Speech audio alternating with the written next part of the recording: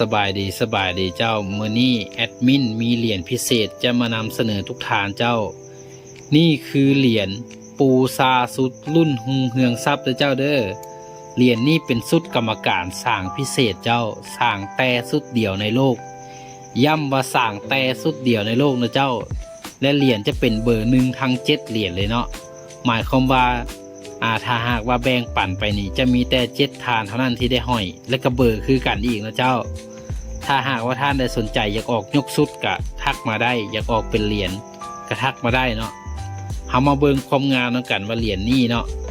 เหรียญนี้จะแมนเนื้อกะไรคำซุปน้ำคำแท้เจ้าความพิเศษของเหรียญนี้ก็คือลงยาแดง2หน้าเนาะแบบนี้แล้วก็ปูซาสุดลงสุดขาวแล้วก็ขอบข้างนี้จะลงยาเขียวเหนียวซับเนาะ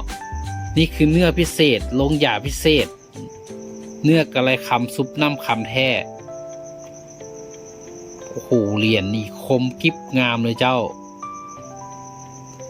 ลงยาแดงนะเจ้าเด้อนี่ปูสุดขาวเนาะปูซาสุดถือว่าตั้งแต่ซิกเป็นพอออกมากับพ้นกระนุงสุดขาวตลอดนี่ถือว่าเป็นอันพิเศษเลยเจ้าด้านถึงจะเป็นพระพุทธเนาะ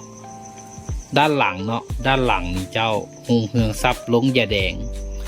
ลงยาจะเป็นลงยาห้อนนะเจ้าในหุงเฮืองทรัพย์ยันศิวลีเจ้าเมตตามหานิยมโชคลาภแคล้วคลาดปลอดภัยเล่งกับเบอร์1เจ้าเบอร์1นี่เด้อเจ้าเล่งกับเบอร์1นะเจ้ามีถงคำมีถงเงิน